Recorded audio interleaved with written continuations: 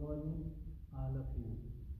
आज हम BA second year की इतिहास पुस्तक के नेक्स्ट टॉपिक जो है खिलजी वंश के बारे में जानकारी प्राप्त करेंगे। जैसा कि दिल्ली सल्तनत इसका जो दिल्ली सल्तनत का जो काल है वो 1206 से लेकर 1526 ईस्वी तक माना गया है। इस सल्तनत काल के दौरान 5 वंशों ने शासन किया। इनमें पहला जो था वो था गुलाम वंश। गुलाम वंश के बाद नेक्स्ट आया खिलजी वंश। खिलजी वंश के पश्चात आया तुगलक वंश। तुगलक वंश के पश्चात सैयद वंश और सैयद वंश के पश्चात लोधी वंश, जिसकी स्थापना बहलोल लोधी ने की थी। और इब्राहिम लोधी जो कि दिल्ली सल्तनत लोधी वंश का अंतिम सुल्तान था, 1526 में पानीपत के तृतीय युद्ध में बाबर ने उसे पराजित कर दिल्ली सल्तनत पर अपना एकाधिकार स्थापित कर लिया और एक नया वंश मुगल वंश की स्थापना की थी। लेकिन आज का जो अपना टॉपिक है वो है खिलजी वंश, जो कि 1290 से लेकर 1320 ईस्वी के मध्य माना गया है। तो गुलाम वंश के अंतिम शासक केकुबार और उसका पुत्र उसके पश्चात जो गद्दी पर बैठा था वो था क्यूमर्स। तो इनके समय में शासन व्यवस्था काफ़ी कमज़ोर पड़ गई थी। अतः इस दशा का लाभ खिलजी वंश के प्रमुख शासक जलालुद्दीन खिलजी ने उठाया और जलालुद्दीन खिलजी ने बलबन के उत्तराधिकारियों का वध कर एक नया वंश स्थापित किया, जिसका नाम खिलजी वंश पड़ा। खिलजी वंश की अवधि 1290 से लेकर 1320 ईस्वी तक निर्धारित की गई है। इसका जो वंश संस्थापक था वो था जलालुद्दीन खिलजी, जिन्होंने 1290 से लेकर 1296 ईस्वी तक शासन किया था। तो जलालुद्दीन खिलजी ने दिल्ली सल्तनत पर अपना एकाधिकार स्थापित किया। तो इस वंश का जो अंतिम सुल्तान था वो था मुबारक खिलजी। तो इस जलालुद्दीन खिलजी ने खिलजी वंश की स्थापना की, जो कि इतिहास में खिलजी क्रांति के नाम से भी जानी जाती है। तो अब हम खिलजी क्रांति के अर्थ के बारे में जानेंगे। तो अर्थात इसका मतलब ये है कि अब तक दिल्ली सल्तनत पर जिन सुल्तानों ने शासन किया उनके अंतर्गत अमीर तुर्क सरदारों का प्रमुख योग था उनकी सफलता में। और इसके अलावा खलीफा जो था उस समय अपनी दशा जो है काफ़ी उसकी अच्छी थी और उसने खलीफा के अनुमति लेकर ही कोई भी सुल्तान दिल्ली सल्तनत पर वैधानिक शासन की स्थापना कर सकता था। और अब तक तो ये था, जैसा कि बलबन ने स्पष्ट किया, कि सुल्तान उच्च वंश से संबंधित होता है। अतः उच्च वंशीय लोगों को ही गद्दी पर बैठना चाहिए। निम्न वर्ग के लोग सिंहासन पर बैठने के अधिकारी नहीं होते। लेकिन इस बात को जलालुद्दीन खिलजी ने गलत साबित किया और खिलजी क्रांति उसने शुरू की। खिलजी क्रांति के अंतर्गत जलालुद्दीन खिलजी और अलाउद्दीन खिलजी का नाम प्रमुख रूप से लिया जाता है। तो इन्होंने ये बात स्पष्ट की कि गद्दी प्राप्त करने के लिए जरूरी नहीं है कि उच्च वंश से संबंधित ही व्यक्ति हो, वही सिंहासन पर बैठ सकता है। जैसा कि जलालुद्दीन खिलजी जो था वो निम्न वर्ग से था। अतः निम्न वर्ग का होते हुए भी इसने बलबन के उत्तराधिकारियों का वध कर दिल्ली सल्तनत में खिलजी वंश की स्थापना की थी। तो खिलजी क्रांति के अंतर्गत ये जो क्रांति है, इसके अंतर्गत खिलजी शासकों की जो सत्ता थी वो शक्ति पर आधारित थी। अर्थात व्यक्ति निम्न वर्ग का हो या उच्च वर्ग का, अगर उस पर योग्यता है, प्रतिभा है, तो अपने योग्यता और प्रतिभा के बल से शासन सत्ता पर अधिकार कर सकता है। तो इसी प्रकार खिलजी शासकों की जो सत्ता थी वो शक्ति पर आधारित थी। जलालुद्दीन खिलजी ने अपने शक्ति के बल पर ही दिल्ली सल्तनत में खिलजी वंश की स्थापना की थी और उसे शासन व्यवस्था को पूर्ण नियंत्रण में भी रखा था। दूसरी बात, इससे पूर्व दिल्ली सल्तनत के जो सुल्तान थे उन्होंने धर्म को राजनीति के साथ साथ रखा, जबकि खिलजी वंश के शासकों ने, जलालुद्दीन खिलजी ने धर्म को राजनीति से अलग कर दिया। अर्थात बिना खलीफा के सहयोग से उसने शासन सत्ता पर अधिकार किया और इस शासन व्यवस्था को अच्छे ढंग से चलाया भी। तीसरी बात, ये निम्न वर्ग के मुस्लिमों का उच्च वर्ग के मुस्लिमों के खिलाफ एक विद्रोह था, क्योंकि इससे पूर्व बलबन ने जैसा कि स्पष्ट किया कि उच्च वर्ग के व्यक्ति ही शासन सत्ता के अधिकारी हो सकते हैं, निम्न वर्गों को इसमें कोई स्थान नहीं मिलता। जबकि जलालुद्दीन खिलजी निम्न वर्ग का होते हुए भी उसने उच्च वर्ग के लोगों को युद्ध में पराजित किया और शासन सत्ता पर अधिकार कर गुलाम वंश का अंत कर दिया और एक नया वंश खिलजी वंश की स्थापना की। इसी प्रकार खिलजी क्रांति के अंतर्गत चौथी बात कि खिलजियों ने न तो जनता का, न ही अमीर वर्ग का और न ही उन्हें उल्लेमा वर्ग का समर्थन प्राप्त था। इसके बावजूद भी जलालुद्दीन खिलजी ने दिल्ली सल्तनत पर एकाधिकार किया, मजबूती से स्थापित किया शासन व्यवस्था और उसको अच्छे से नियंत्रण में भी रखा। विद्रोही तुर्क अमीरों का उसने दमन करने का प्रयास किया। पांचवी बात, खिलजी वंश के किसी भी सुल्तान ने खलीफा से अपने पद की स्वीकृति लेने का प्रयास ही नहीं किया, जबकि अब तक गुलाम वंश के अंतर्गत जो भी शासक गद्दी पर बैठते थे उन्हें खलीफा से स्वीकृति लेनी जरूरी होती थी। जबकि जलालुद्दीन खिलजी ने सुल्तान बनते समय खलीफा से पद शासन सत्ता पर अधिकार करने हेतु मान्यता नहीं ली थी, बल्कि अपनी शक्ति और योग्यता के बल पर दिल्ली सल्तनत पर एकाधिकार स्थापित किया और उसे अच्छे से नियंत्रण में भी रखा था। तो इस प्रकार जलालुद्दीन खिलजी जो था, खिलजी वंश का संस्थापक था और उसने खिलजी क्रांति के अंतर्गत शासन सत्ता अपने अधिकार में लेते हुए खलीफा को से मान्यता न लेने के बावजूद भी दिल्ली सल्तनत पर अधिकार किया और उसकी शासन व्यवस्था को अच्छे ढंग से उसने चलाया भी। तो अब हम बात करेंगे खिलजी वंश के योग्य सुल्तान अर्थात अलाउद्दीन खिलजी के बारे में। तो अलाउद्दीन जो खिलजी था वो अपने जलालुद्दीन खिलजी का भतीजा था और दामाद भी था।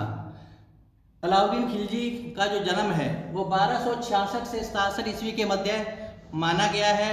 जलालुद्दीन खिलजी हालांकि निरक्षर था, लेकिन सैनिक कार्यों में प्रशिक्षण में वो निपुण था और इसी कारण से जलालुद्दीन खिलजी ने अपनी पुत्री का विवाह अलाउद्दीन के साथ कर दिया था। अलाउद्दीन ने 1296 से लेकर 1316 ईस्वी तक शासन किया था। तो ये अमीर खुसरो के अनुसार ये विश्व का सुल्तान था एवं एक युग विजेता व्यक्ति था। जबकि इसे अलाउद्दीन खिलजी को इसके अलावा सिकंदर द्वितीय के नाम से भी जाना जाता है और सल्तनत का समुद्रगुप्त जो कि स्टेनले और लेनपुल ने इसको उपाधि दी थी। सल्तनत का समुद्रगुप्त की उपाधि से इसको नवाजा गया है और अमीर खुसरो और जो इसामी है वो इसे एक भाग्यवादी व्यक्ति के नाम से भी जानते हैं। अलाउद्दीन खिलजी का जो मूल नाम था वो अली गुरशप था, जिसका जन्म 1266 के मध्य माना गया। इसका जो राज्याभिषेक है वो 3 अक्टूबर 1296 ईस्वी के मध्य माना गया है। अब जलालुद्दीन ने अपनी पुत्री का विवाह अलाउद्दीन के साथ कर दिया। वो इस प्रकार जो जलालुद्दीन खिलजी का अलाउद्दीन भतीजा भी था और दामाद भी था। तो सैनिक कार्यों में ये निपुण था, अच्छी शिक्षा इसे प्रदान की गई थी। इसी कारण जलालुद्दीन खिलजी ने इसे बिलसा अभियान और देवगिरी के अभियान पर उसे भेजा अलाउद्दीन खिलजी को। अलाउद्दीन खिलजी ने बिलसा और देवगिरी अभियान में अच्छा सैन्य प्रदर्शन किया और वहाँ के शासकों को पराजित करते हुए अपनी विजय हासिल की। तो अलाउद्दीन खिलजी पहला सुल्तान था जिसने दक्षिण भारत की विजय प्राप्त करने का प्रयास किया। अलाउद्दीन खिलजी को 1292 में बिलसा और देवगिरी पर आक्रमण करने के लिए भेजा गया था। तो बिलसा और देवगिरी पर आक्रमण करने के पश्चात अलाउद्दीन की महत्वाकांक्षा बढ़ गई थी, अतः उसने एक योजना बनाई और इस योजना के अंतर्गत उसने खिलजी वंश के जो संस्थापक था जलालुद्दीन खिलजी की हत्या कर दी और इस प्रकार उसने जलालुद्दीन खिलजी की हत्या करने के पश्चात दिल्ली सिंहासन पर उसने अधिकार कर लिया और 3 अक्टूबर 1296 में वो दिल्ली के सिंहासन पर बैठ गया। सिंहासन पर बैठने के पश्चात उसकी महत्वाकांक्षा दिन प्रतिदिन बढ़ती चली गई। अब वो विश्व विजेता बनना चाहता था और सिकंदर की भांति वो विश्व विजेता बनकर अपनी शक्ति और सत्ता कायम रखना चाहता था। लेकिन दिल्ली के कोतवाल अत्ता मुल्क की सलाह पर उसने विश्व विजय की योजना का त्याग कर दिया। इसके साथ साथ वो एक नया धर्म की स्थापना भी करना चाहता था और इसने धर्म को राजनीति से अलग भी रखा। लेकिन इसने कोतवाल अत्ता मुल्क की सलाह से विश्व विजय की योजना का ख्याल छोड़ दिया और इसके साथ ही उसने धर्म की स्थापना पर भी विचार करना छोड़ दिया।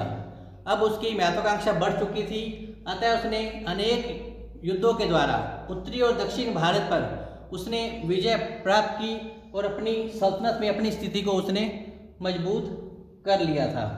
तो आइए अब हम जानेंगे कि अलाउद्दीन खिलजी की प्रशासनिक व्यवस्था क्या रही। चलिए आइए हम अलाउद्दीन की प्रशासनिक व्यवस्था के बारे में जानकारी प्राप्त करते हैं कि अलाउद्दीन की प्रशासनिक व्यवस्था किस प्रकार से रही थी। तो नंबर 1, सैन्य सुधार।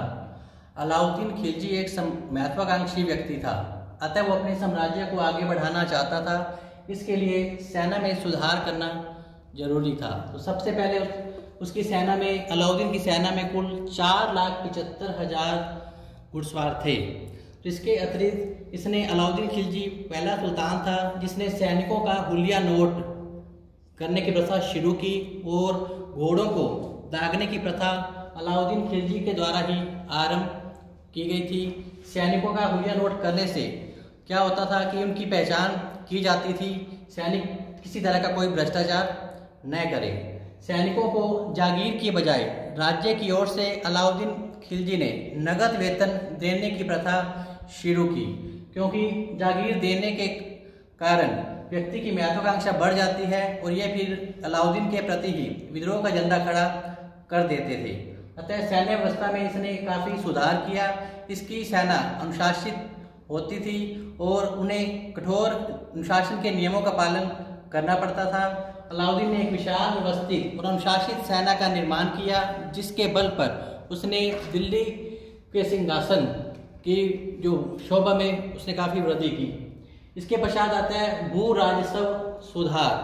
तो अलाउद्दीन खिलजी अपने साम्राज्य को आगे बढ़ाना चाहता था।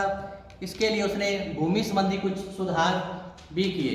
अलाउद्दीन खिलजी के समय भू राजस्व बढ़ाकर पहले जो गुलाम वंश के शासकों के अंतर्गत जो भू राजस्व की राशि थी वो 1/3 भाग ली जाती थी, लेकिन अलाउद्दीन खिलजी ने भू राजस्व के अंतर्गत 1/2 भाग अर्थात लगान 50% लगान लिया जाता था। इसके अलावा अलाउद्दीन खिलजी ने मकान कर और चराई कर नामक 2 नए कर भी लगाए, जिससे कि राज्य की आय में वृद्धि हुई। इसके अतिरिक्त हिंदुओं पर इन्होंने सिंचाई कर, आयात निर्यात कर भी लगाया। नेक्स्ट है गुप्तचर व्यवस्था। अलाउद्दीन के अनुसार शासकीय व्यवस्था के अंतर्गत गुप्तचर व्यवस्था का मजबूत होना अति आवश्यक है, ताकि साम्राज्य के अंदर अगर किसी तरह का कोई भ्रष्टाचार या शत्रु अलाउद्दीन के विरुद्ध किसी प्रकार की कोई कार्रवाई करने की योजना बनाते हैं तो उसका पता लगाया जा सके और कारणों को जानने के पश्चात उन समस्या का समाधान किया जा सके। अतः अलाउद्दीन ने एक मजबूत गुप्तचर व्यवस्था का निर्माण किया। उसने दिल्ली साम्राज्य के अंतर्गत अपने गुप्तचरों का जाल बिछा दिया और ये गुप्तचर समय समय पर होने वाली घटित घटनाओं की जो सूचना थी वो अलाउद्दीन को पहुंचाते थे। तो अलाउद्दीन बातें जानने के पश्चात जो तुर्क अमीर सरदार थे जो उनके विद्रोह करने की योजना बनाने में लगे हुए थे उनके खिलाफ कार्रवाई करता था और उन्हें नष्ट कर देता था। नेक्स्ट है अमीर वर्ग की शक्ति का दमन। ये अलाउद्दीन की सबसे महत्वपूर्ण प्रशासनिक व्यवस्था के अंतर्गत जो बात थी। इसके अंतर्गत अलाउद्दीन जब गद्दी पर बैठा तो कुछ अमीर तुर्क सरदार थे जो नहीं चाहते थे कि अलाउद्दीन सिंहासन पर बैठे। तो ऐसे में अलाउद्दीन ने अमीर वर्ग की शक्ति का दमन करने का निश्चय किया। तो सबसे पहले उसने पता लगाया कि अमीर वर्ग के जो लोग हैं वो अलाउद्दीन के प्रति बार बार विद्रोह का झंडा खड़ा क्यों करते हैं। उन्होंने इस कारणों का पता लगाया और फिर समाधान हेतु कुछ उपाय किए। जैसे अमीर वर्ग की शक्ति का दमन करने के लिए सबसे पहले उसने दरबार में हंसी मजाक, शराब पीने और जुआ खेलने पर रोक लगा दी थी, क्योंकि ये ऐसी जगह होती थी जहाँ पर जब ये अमीर वर्ग के लोग बैठते थे, दावतों का आयोजन करते थे या शराब पीते थे या जुआ खेलते थे, इस दौरान ये आपस में महफिल जमाते थे और अलाउद्दीन के प्रति क्या कार्रवाई की जाए, किस प्रकार उसे गद्दी से हटाया जाए, इस बात की ये चर्चा किया करते थे। तो अलाउद्दीन ने इन सभी बातों पर कठोर नियंत्रण लागू कर दिया।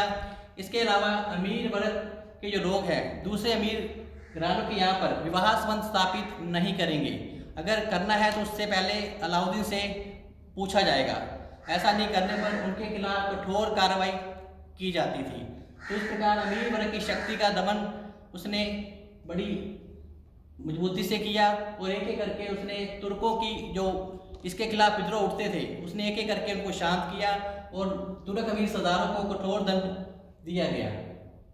फिर है राजतंत्र सिद्धांत। अलाउद्दीन खिलजी के अनुसार जो राजा है ईश्वर का प्रतिनिधि होता है और वह निरंकुश और स्वेच्छाचारी होता है, उसे कोई आज्ञा नहीं दे सकता और वह न ही उस पर किसी प्रकार की कोई कार्रवाई की जा सकती है।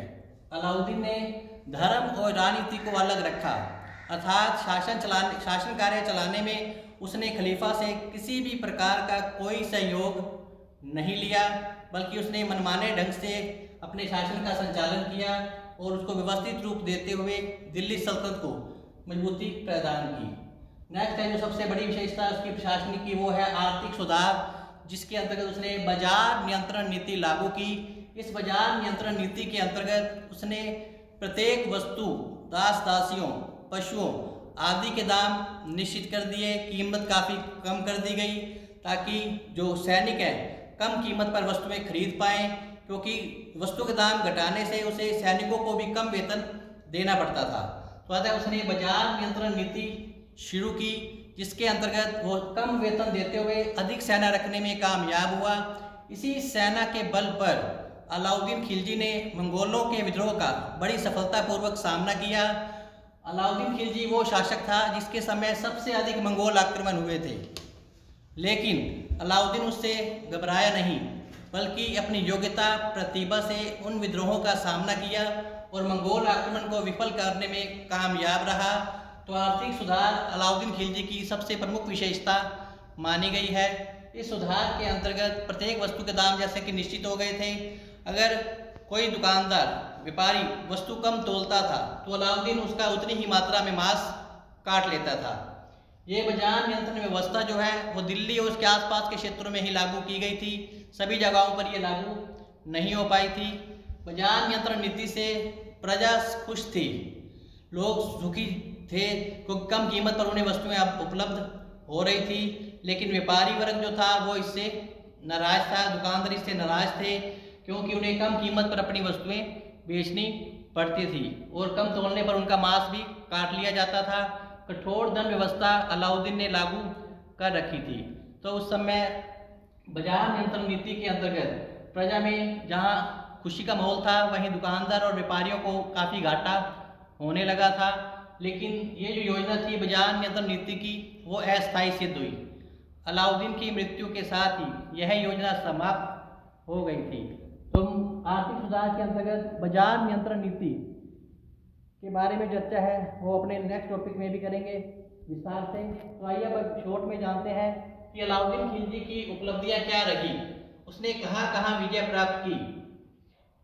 तो अलाउद्दीन खिलजी पहला सुल्तान था जिसने कि उत्तरी भारत के साथ साथ दक्षिण भारत पर भी विजय प्राप्त करने का निश्चय किया और अपने साम्राज्य विस्तार को एक नई दिशा प्रदान की थी, क्योंकि इससे पूर्व गुलाम वंश के शासकों ने दक्षिण अभियान की ओर ध्यान नहीं दिया था। तो अलाउद्दीन पहला सुल्तान था जिसने दक्षिण भारत की विजय प्राप्त करने का प्रयास किया और उसको सफलतापूर्वक दक्षिण भारत के राज्यों पर विजय प्राप्त करने का उसने प्रयास के अंतर्गत उसको विजय प्राप्त की थी। तो उत्तरी भारत यानी राजपूताना क्षेत्रों के अंतर्गत अलाउद्दीन खिलजी ने सबसे पहले गुजरात पर विजय प्राप्त की, जहां का शासक करण बघेला था। तो इस विजय के उपरांत अलाउद्दीन खिलजी को मलिक काफूर नामक दास मिला था। मलिक काफूर जो कि एक हिजड़ा था, अलाउद्दीन का प्रमुख सेनापति था, जिसने दक्षिण भारत की विजयों में अपना विशेष योगदान दिया था। दक्षिण भारत की विजय का जो श्रेय है वो मलिक काफूर को ही दिया जाता है, क्योंकि ये अलाउद्दीन खिलजी का एक योग्य सेनापति था जिसने अपने नेतृत्व के अंतर्गत दक्षिण भारत के 4 राज्यों पर विजय प्राप्त की। इसमें देवगिरी 1307 में विजय प्राप्त की, जहाँ पर शंकर देव और रामचंद्र देव का शासन था। तेलंगाना जिसकी राजधानी वारंगल थी और वहाँ का शासक प्रताप रुद्र देव द्वितीय था। तीसरी होयसल जिसकी राजधानी द्वार समुंदर थी और यहाँ का शासक वीर वल्लाल था। नेक्स्ट है पांडे राज्य, जहाँ पर वीर पांडे और सुंदर पांडे नामक भाइयों में सिंहासन प्राप्ति को लेकर संघर्ष चल रहा था। तो इसका फायदा उठाया मलिक काफूर ने और पांडे राज्य पर आक्रमण कर वहाँ पर विजय प्राप्त की। तो इसी प्रकार उत्तरी भारत की विजय के अंतर्गत अलाउद्दीन खिलजी ने गुजरात विजय नंबर 1 पर प्राप्त की, जिसका राजा करण बघेला था और 1298 में यह विजय प्राप्त की गई। नंबर 2 पर है रणथंभौर पर आक्रमण, जो कि 1301 में हुआ और यहाँ का शासक हमीर देव था। 3 नंबर पर अलाउद्दीन ने चित्तौड़ मेवाड़ पर विजय प्राप्त की, जहाँ का शासक राणा रतन सिंह था। चौथे नंबर पर मालवा पर विजय प्राप्त की गई 1305 के अंदर, जिसका शासक महलक देव था। 5 नंबर पे सिवाना और जालौर पर विजय प्राप्त की गई। अलाउद्दीन खिलजी ने सिवाना पर 1308 में और जालौर में 1311 के अंतर्गत विजय प्राप्त की। सिवाना का शासक शीतल देव था, जबकि जालौर का शासक कानड़ देव था। इस प्रकार अलाउद्दीन खिलजी ने उत्तरी और दक्षिण भारत पर विजय प्राप्त कर अपने साम्राज्य विस्तार को आगे बढ़ाया और दिल्ली सल्तनत को अपने कुशल नेतृत्व से उसको अच्छे से नियंत्रण में भी रखा और प्रजा में अच्छा वातावरण बनाने का उसने प्रयास किया। निम्न जाति का होने के बावजूद भी इसने शक्ति के बल पर शासन सत्ता को मजबूती से कायम किया और दिल्ली सल्तनत और साम्राज्य विस्तार को एक नई दिशा उसने प्रदान की थी। तो कल हम जानकारी प्राप्त करेंगे अलाउद्दीन खिलजी की राजपुताना और दक्षिण भारत की विजय है वो उसको हम विस्तार से पढ़ेंगे। इसके साथ साथ अलाउद्दीन खिलजी की बाजार नियंत्रण नीति उसकी चर्चा भी विस्तार से कल की जाएगी। तो इसके साथ ही आज का जो हमारा टॉपिक है वो यहाँ समाप्त होता है। स्वस्थ रहें, घर पर रहें और पढ़ते रहें। इसी के साथ गुड बाय, धन्यवाद।